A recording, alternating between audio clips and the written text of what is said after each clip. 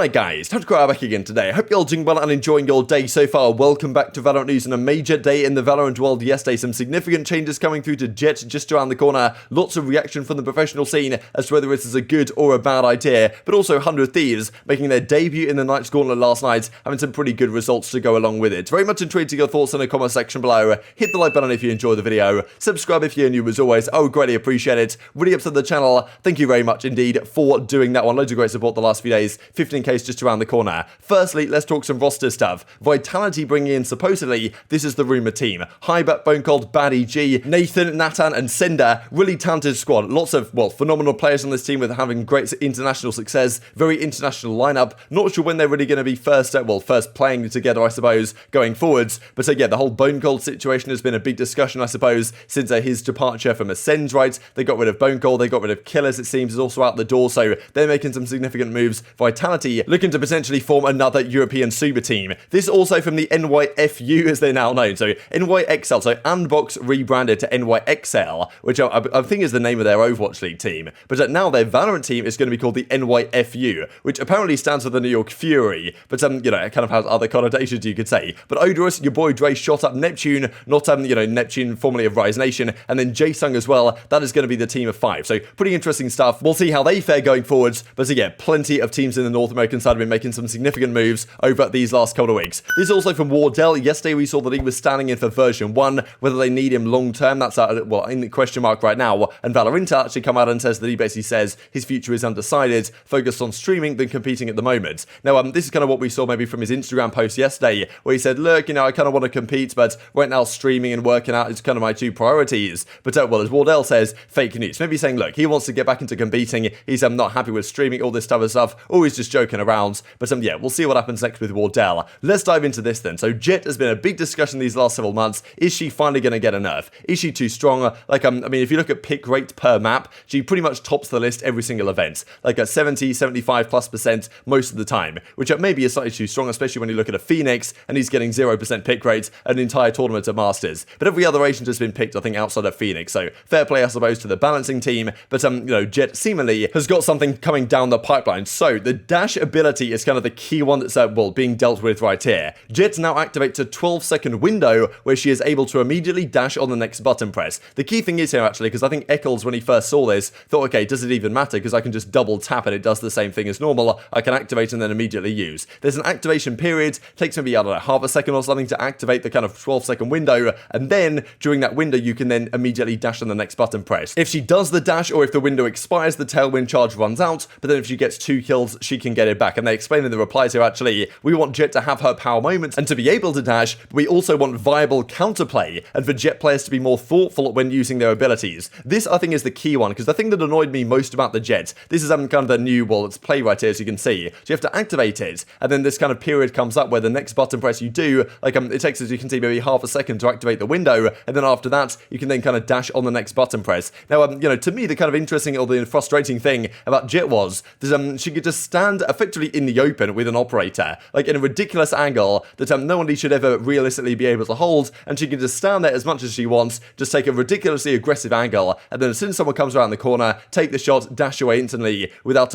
any risk at all. Now, now that's not going to be the case any longer, right? Like, if she wants to just hold an angle like that, she has to, well, activate the kind of the tailwind effect for the 12-second window, hope someone arrives in the next 12 seconds, and then do that. So if she has the information that, okay, the rotation's coming through, she can hold that angle effectively, then maybe she can get away with it, but you know, outside of that, it's going to be impossible to actually use the way it was previously used. So who knows, right? At the kind of ranked play level, this probably is a significant nerf. At the pro play level, like with players understanding how to use it, she still could be viable. I think she's still going to be used. She's not going to go out of the meta entirely, but players are going to have to be a lot more thoughtful as to exactly how they use this, right? As Harville says in the TSM Academy, we'll talk about them here in a few minutes time. You know, there goes my career. See you guys next game. And even as Hoodie says from G2, good Jett nerf, they should have just deleted the agent instead. So he's not happy about the fact that Jett is even in the game, but in general, most pro players happy with the nerf that has come through. Vanity actually says this though, getting strong first Astra nerf vibes from this one. She's still going to be broken, he reckons. So maybe it's not enough. Does it go too far, or does it not go far enough, right? That's Vanity doesn't reckon it does, and I believe Ethan actually said something to a similar effect. Interesting way to nerf Jett. Definitely ups the skill ceiling for the dash. Maybe not enough though for higher skilled players, because if you know when you're going to use it, you know what you're planning to do on the offensive side. On the defensive side, it probably probably doesn't affect things too much when you're on offense, right? You can still build a load of space. Let's say you're entering into a site, you know you're going to dash in the next few seconds, activate the dash, execute the dash, but it's really on defense when you can hold these kind of, you know, angles that you have no counter to, where Jett was probably too strong. Ethan reckons another way to do this, though, would have been, if anything, to kind of make it so that you can only dash where you're looking, right? So maybe on offense it still works the same way, but on defense you can't hold an angle at the same time, because if you shoot, you then have to turn around before you can then dash away. So that would be an interesting idea as well. But yeah, Ethan and Vanity concerned that maybe this change does not quite go far enough in the professional sense. Now, yeah, this is kind of Subrose's response. Kind of he drops the demon emoji at the end here, maybe. So who knows if he's happy or not about this one. Also wanted to share ShahZaM's perspective as well. He reckons this is a good change. It kind of counters the key problem that Jett had as an agent, and he seems to believe the pick rate is going to go down very significantly indeed for Jett, right? And she's not going to be this kind of do-it-all agent that you can pick on every single map.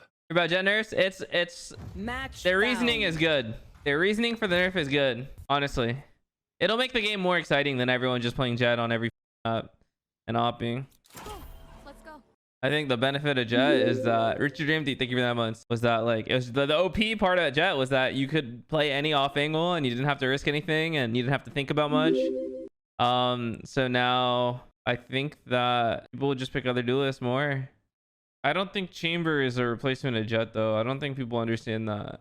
There was also some talk, right, about the fact that, okay, if Jett is gone, does Chamber just become super OP? Because he could also kind of do similar things with, you know, AWPing in a spot, teleporting away. Like, it's not quite the same, but it is also another thing to consider. Now, seemingly probably Chamber with this gone, is going to be used more often, especially if a nerf starts coming in for Sova, as we'll see here in a second. So maybe if Jett gets nerfed, and if Sova gets nerfed to a degree, then maybe Chamber also needs some sort of nerf. There's some things to think about here, because also implied in the article was that there was some talk about a Sova nerf before we shipped 4.08. So the rumor has it that a Sova nerf is in the works, and potentially the drone, the owl drone or whatever, is maybe taking a hit. So Sova might be getting nerfed as well. So Jett could be gone, and seemingly Sova is just around the corner as well in a similar boat. And some people have theorized, what could this be? Of course, this is a bit of hyperbole here from Valorant Reds, but you know, Sova drone costs 5k. Maybe increasing the price of the Sova drone, that could be a significant nerf. And also Chamber ultimate, right? Like, is it just way too strong with the amount of ult charges you currently have? Like, at maybe 15 ult charges is more like it, but that might be what they decide to do. Change out the Sova drone, make that worse, like, and also kind of nerf Chamber's ult to a degree, because it is pretty strong given the amount of ultimate points you need right now. Let's talk about this then that went down last night. The TSM were playing right here, but so many other teams were playing as well up against Cloud9 in this game in the ninth monthly gauntlet last night. So the way it works is they're all the groups. You play a round robin groups, just best of 1 games, and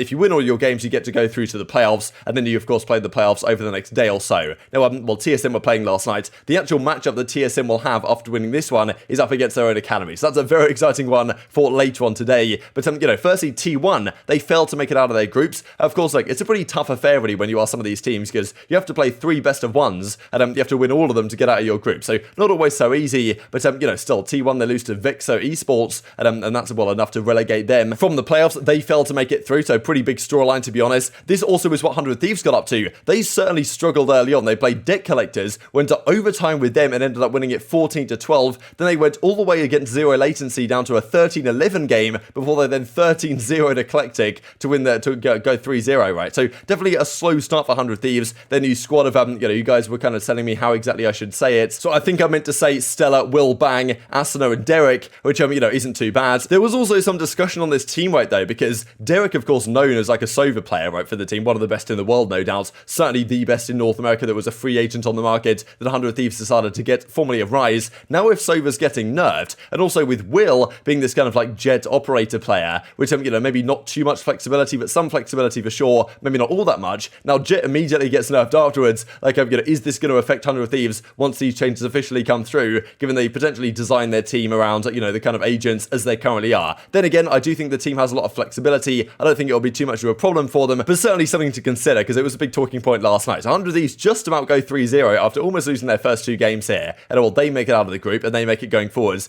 This is the bracket as it now looks. 100 Thieves make it through against a crew. We'll see that series here in just a second. They all play the Knights. Ghost Gaming made it through. TSM versus TSM Academy is happening today as well. Then Sonics and FaZe also made it through as well. So FaZe Clan, they were looking very solid actually, and I think babybay has some insane stats. Dicey's now there, so they're making some moves in the right direction as well. But as Sean Gare says, 2-1 versus a crew. Good team of crew, no doubt. Like, it was a back and forth affair. The final map that won bind was dominant, right? So I really feel like 100 Thieves, like after a bit of a warm-up, they really did hit their stride towards the end of the day. Learned a lot about the holds in our game today. Super happy with our level with the 12 days of practice they've only had. Hope to show a better form as we get more matches under our belt. Thanks for the support, because they're certainly going to have to look better than they did today if they want to qualify for stage 2. Chances are look better than they did last night. Asuna says this 2-1 against a crew, first win against a good team, baby steps, he reckons. The overall stats from the series look something like this. Of course, in fairness, the final map on the bind skews it to a degree in favour of 100 Thieves. Some impressive opening duel stats here actually from Derek, and just all across the board, very good team performance I think from all the players on the roster. Will, Derek, Asuna, Bang, and Co, but you're not really meant to say it in that order as we just described. But yeah, game 1 was split, it went 13-8 for 100 Thieves, then Ascent bounces back 13-10, and then Bind at 13-2 to finish out the game. A dominant defensive side early on gets 100 Thieves, I guess, into the quarterfinals, and well, this is the quarterfinals match that's going on elsewhere, TSM versus TSM Academy. So this is going to be a really spicy one. Look, I'm sure TSM are favourites here, but who knows, right? If the Academy somehow wins, do you just swap the teams around? It's a spicy one. And just to finish out with this as well, of course, because Masters, I believe, begins again tomorrow, with the matches starting to resume, and as well, Ominous points out right here, so far this event, the duelist trends, look at duelist in terms of kills per round. Jing is leading the way with a 0.95, Aspas right behind him, Scream, Forsaken, and 10 as well, so some crazy numbers, but again, Jing, this guy's great to watch. Aspas, of course, also still in the tournament, as are Forsaken and 10. Very much enjoyed your thoughts and all this stuff in the comment section below. Hope you guys enjoyed the video. If you did enjoy it, hit on the like button, tell the YouTube god this is a good video, and as like you should see it as well, and I've grown the competitive Valorant community. Thank you as always, take care of yourselves, and I will see you next time.